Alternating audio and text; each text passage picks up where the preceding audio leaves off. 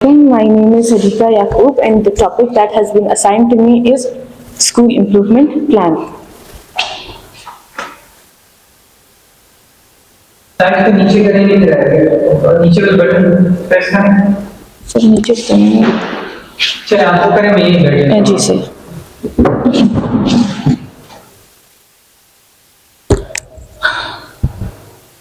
Okay, so aim of the presentation. So actually the aim of my presentation is that this presentation explores the strategies for school improvement. मतलब what does it aims is सबसे पहले है strategies जिससे हम school को improve कर सकते हैं, aiming to foster student success, students की success को कैसे हम बढ़ा सकते हैं, and ensure every child reaches its their full potential in today's educational landscape.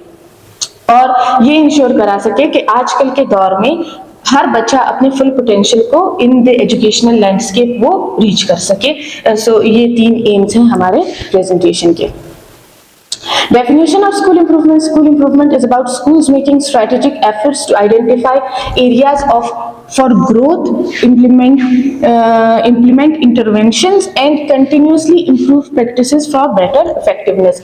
School improvement plan क्या है कि school improvement plan is about school, मतलब school जो है वो strategies formulate करता है जिसकी वजह से वो उन एरियाज को आइडेंटिफाई करता है जहां पर ग्रोथ की जरूरत है और इंटरवेंशंस मतलब कौन कौन सी इंटरवेंशंस ली जा सके and continuously improve practices for better effectiveness और किस तरह से कंटिन्यूसली इंप्रूव किया जा सके ताकि बेटर इफेक्टिवनेस रहे स्कूल की और एजुकेशन की मतलब स्टडीज की। Significance of school school improvement यानी स्कूल इम्प्रूवमेंट की इम्पोर्टेंस क्या है। School improvement drives positive change by empowering schools to adapt address inequities and foster excellence ensuring every child gets a high quality education। इसकी जो importance है वो ये है कि क्या कर सके, पॉजिटिव चेंज ला सके, ठीक है, और स्कूल जो है वो अडेप्ट कर सके, adapt to the changing environment और एड्रेस कर सके इन इक्विटीज को, मतलब जो इन इक्विटीज हैं उन सबको एड्रेस कर सके और स्टूडेंट्स की एक्सीलेंस को फॉस्टर कर सके, उनको अपने हाई पोटेंशियल या हाई क्वालिटी एजुकेशन उनको प्रोवाइड कर सके। तो अभी SIP is the short form for the school improvement plan. तो इसके डोमेन्स में हमारे पास स्टेक होल्डर्स आ जाते हैं जिनमें आता है इफेक्टिव लीडर। इफेक्टिव लीडर वही होता है जो स्कूल का चेयरपर्सन या प्रिंसिपल वगैरह होते हैं, ठीक है, वो जो डिसीजंस लेते हैं, सही है, तो इफेक्टिव लीडर्स आ जाते हैं स्टेक होल्डर्स में। उसके बाद आ जाते हैं collaborative teachers. Invest in teachers training मतलब अपने स्टेक होल्डर जो कोलैबोरेटिव मतलब टीचर्स को इम्प्रूव कराने के लिए आपको टीचर्स ट्रेनिंग में इन्वेस्ट करना होगा।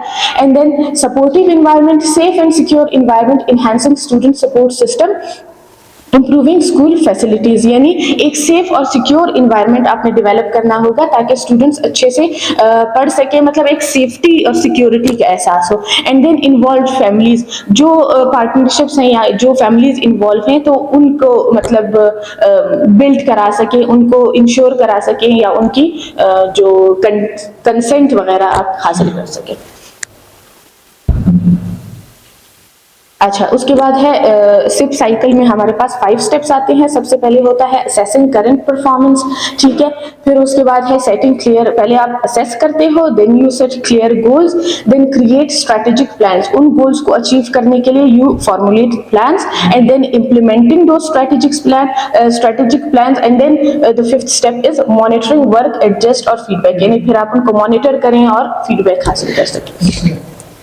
अच्छा, जो फर्स्ट स्टेप है, जो सिप साइकिल का फर्स्ट स्टेप है वो है असेसिंग करंट परफॉर्मेंस। सो असेसिंग करंट मतलब जो करंट परफॉर्मेंस है उसको असेस करना, तो उसके लिए सबसे पहले है data collection. Collect data to get an idea of school performance. School performance के लिए सबसे पहले आप डाटा कलेक्ट करो ताकि स्कूल परफॉर्मेंस का आइडिया हो सके। Then data analysis, understand factors contributing to student success और चैलेंजेस, आप उन फैक्टर्स को आइडेंटिफाई करें जो कि कंट्रीब्यूट करते हैं स्टूडेंट की सक्सेस में और जो चैलेंजेस आपको फेस आते हैं, ठीक है। Identifying areas for growth, pin point areas where improvement is needed, उन एरियाज को आइडेंटिफाई किया जाए जहां पर इंप्रूवमेंट की जरूरत है। Utilising assessment tools, use test और surveys to benchmark their performance against national और स्टेट स्टैंडर्ड्स। आप जो है ना सर्वेज कर सकते हो, टेस्ट कंडक्ट कर सकते हो ताकि अपनी परफॉर्मेंस को आप आइडेंटिफाई कर सको कि आप कहाँ पर हो। Continuous monitoring, monitor performance, collect feedback and adjust strategies accordingly. ठीक है, मतलब कंटिन्यूअस मॉनिटरिंग, आप मॉनिटर करो कि आप किस जगह पर हो, फीडबैक हासिल करो, और ये सब हो गया इसमें। सेकंड जो था वो ये था, हमने असेस कर ली सिचुएशन, अभी हम गोल सेट करेंगे कि हम किस जगह पर हैं। Clarity and specificity, set effective goals are clear, specific and measurable. आप अपने गोल्स ऐसे सेट करो जो कि स्पेसिफिक हो, मेजरेबल हो and they are absolutely clear. Alignment with mission and vision, goals should align closely with schools mission and vision statement. यानी आपके स्कूल का जो मिशन है और विजन है, मतलब फॉर एग्जांपल एक स्कूल का विजन है कि providing quality education, so that is the vision as well as the mission, मतलब अभी वो एफर्ट्स भी उसी चीज के लिए कर रहा है। तो आपके गोल्स जो हैं आपके विजन और मिशन के साथ अलाइंड हो।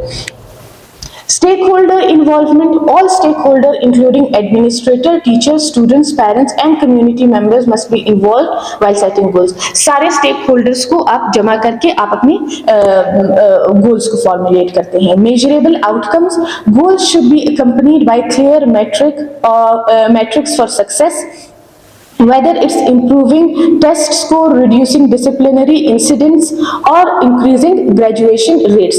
जो आपके goals हैं वो accompanied हो किस चीज से, metrics for success, मतलब कि कितना success ratios में आप चाहे वो आप test score के लिए कर रहे हो या disciplinary issues के लिए आप कर रहे हो, उन सब के लिए। Then flexibility and adaptability, some important to remain flexible and adaptable in face of changing circumstances।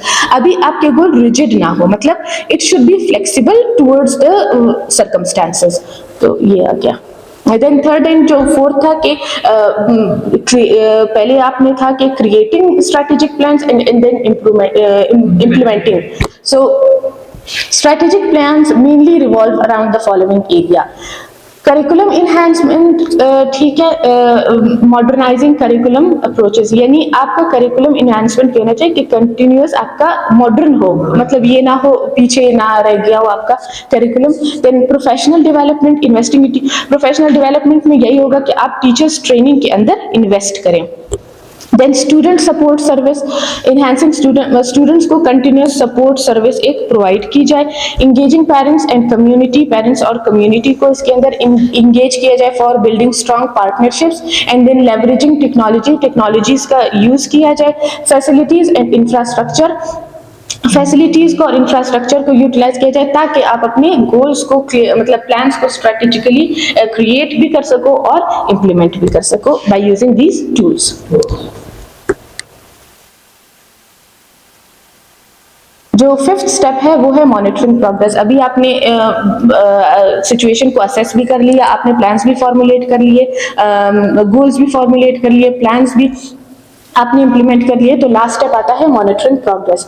Regular assessment of improvement efforts, schools should establish mechanism for regularly assessing the progress of their improvement initiatives. यानी schools को ऐसे initiatives introduce करने चाहिए जहां से उनको feedback मिल सके कि वो इंप्रूव कर रहे हैं, उनकी इंप्रूवमेंट अच्छी जा रही है या नहीं जा रही।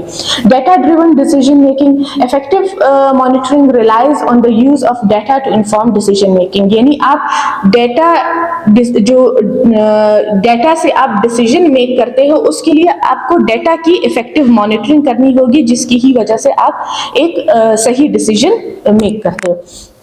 Then feedback loops, feedback from stakeholder help in assessing the effectiveness of improvement initiatives and identifying areas for refinement। जो आपके stakeholders हैं, which includes principal, teachers, administration, students, etc. तो उन सब से आप feedback लेते हो ताकि आप you can help assess the situation and the effectiveness of your plans।